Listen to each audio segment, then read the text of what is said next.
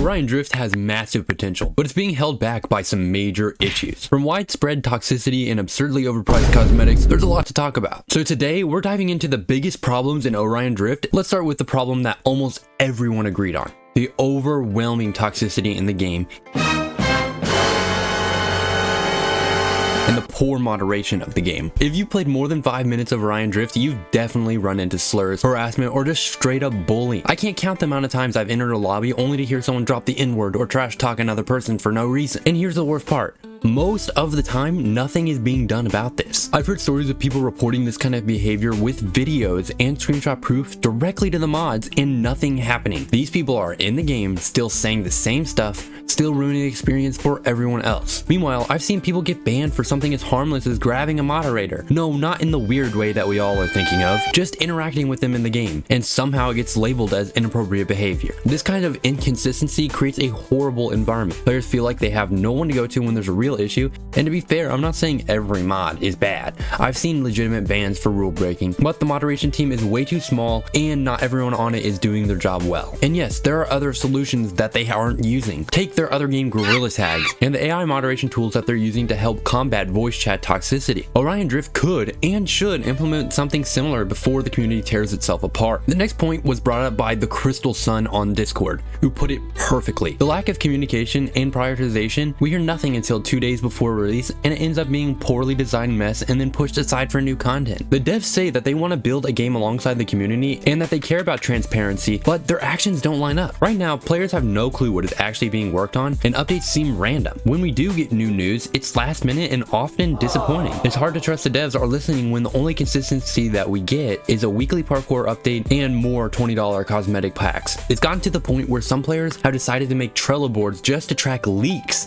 from moderators, trying to piece together what might be coming next, showing how little official communication we actually get. And not only the lack of information, but it's the quality of what we do get. Updates are often announced just a day or two before release, and when they finally do drop, they're usually underwhelming. Take Drift Blitz for example. It's a fun concept for maybe 2 or 3 matches, but it gets repetitive fast and honestly becomes more annoying than enjoyable. Or look at the unfinished volleyball mode, which feels completely abandoned. Players can't even join teams properly, and it's just sitting there half built. Now look, I get it, making a game is hard. I'm not denying that. But after the massive success of Gorilla Tag, another Axiom has shown their capability of creating meaningful, engaging updates. That doesn't mean updates need to stop entirely or that they have to be huge. What we need is consistent, thoughtful content. Updates that feel like they're part of a bigger vision, not just thrown together to meet a deadline. Moving on to something even worse: lag. It is no secret that Orion Drift has a massive lag problem, and it only seems to be getting worse as the game grows. We're talking about MI lag, random teleporting, and full-on moments where the game just feels completely unplayable. It's like you have zero control over the ball and whatever you try to do doesn't matter. Now yes, I'm aware that another Axiom's team has publicly stated the MI issue is on Meta's side, not theirs. But honestly, that's hard to believe when you could play plenty of other fast-paced games on Meta without running into these issues. And if it truly is a Meta issue, then I think it's fair to say that they should at least be looking into some temporary fix or compensation system, because right now Orion Drift's lag makes it borderline unplayable for anyone who doesn't have good Wi-Fi. One player in the community, Cookie OD, put it bluntly: the lag is almost comparable to playing in EU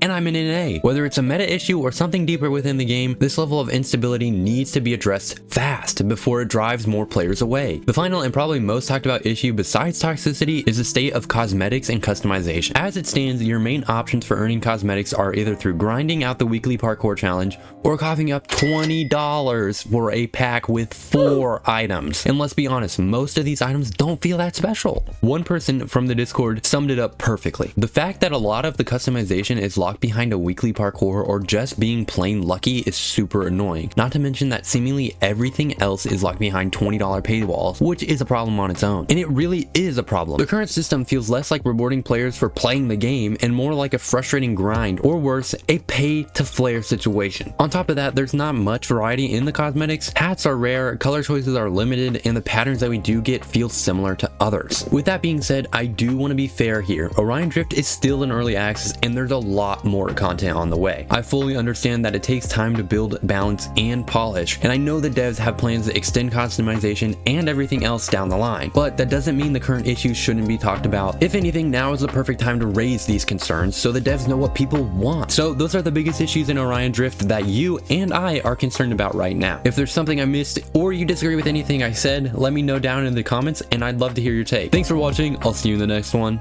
Bye.